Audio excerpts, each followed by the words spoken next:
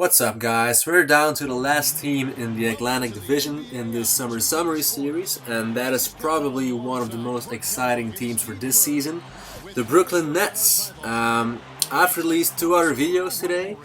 If you'd like to check them out first, just click on the link that's on the left and you'll be taken right to them. So, the Brooklyn Nets. Last year was really a new start for them, ever since Jason Kidd brought them to the NBA Finals when they were still the New Jersey Nets.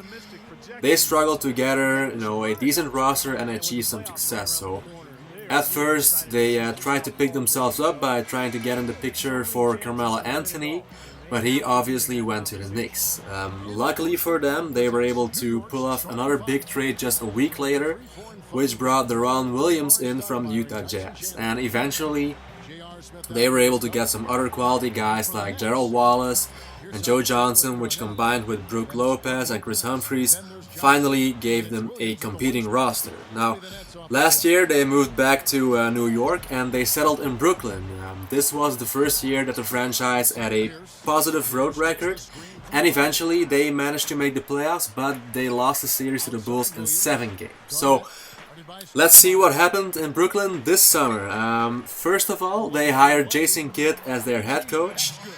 Kidd was their star point guard and led them to their first NBA Finals since the Nets joined the NBA. Kidd played for them, if I'm not mistaken, from 2001 to 2008 before joining the Mavericks.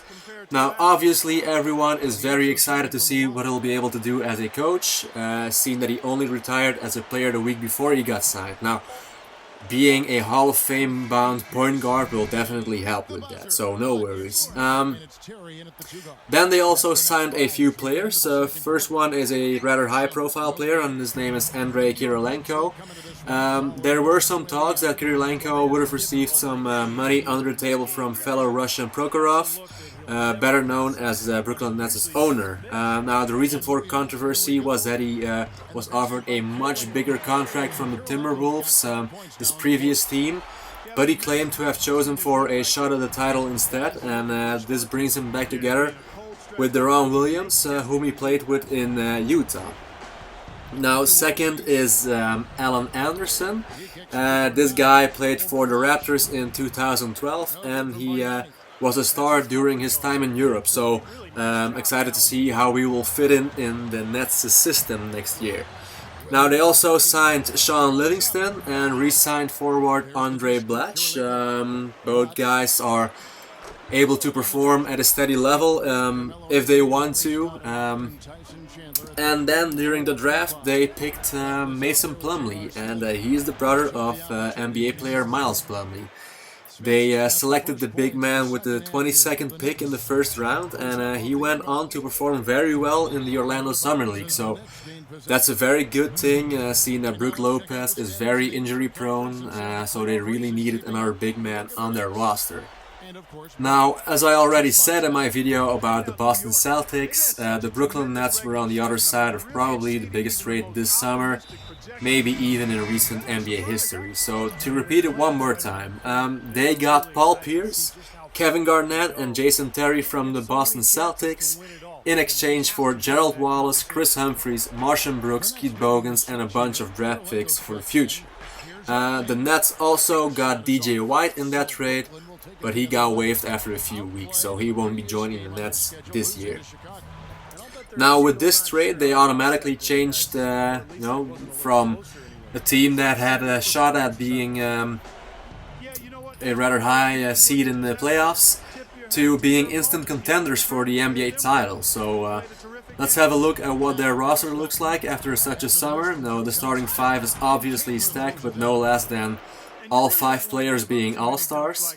They are Deron Williams, Joe Johnson, Paul Pierce, Kevin Garnett and Brook Lopez. And then on the bench you've got guys like Mason Plumlee, Mirza Teletovic, Tornike Shengelia, Alan Anderson, Tyshawn Taylor, Andre Blatch, Reggie Evans, Sean Livingston, Jason Terry and Andrei Kirilenko. So, like I said earlier, the trade with Boston made them instant contenders, and they are aiming for nothing less than the title this year.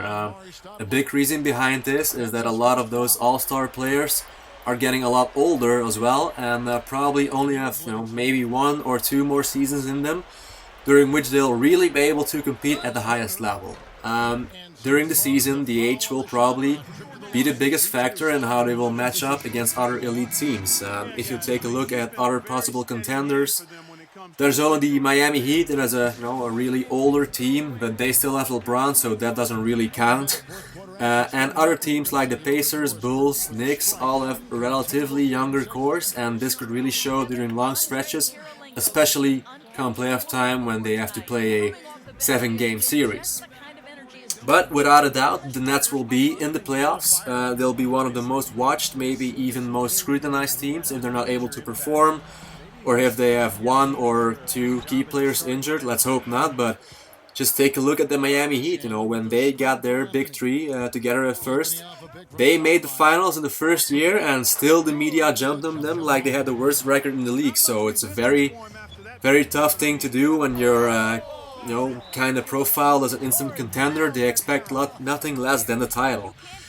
Now, of course, if they all do perform at the level they're all capable of, they'll have a very legit shot at actually winning the title, and they will be one of the toughest teams to play against, no doubt. So let's just see what happens with them this year.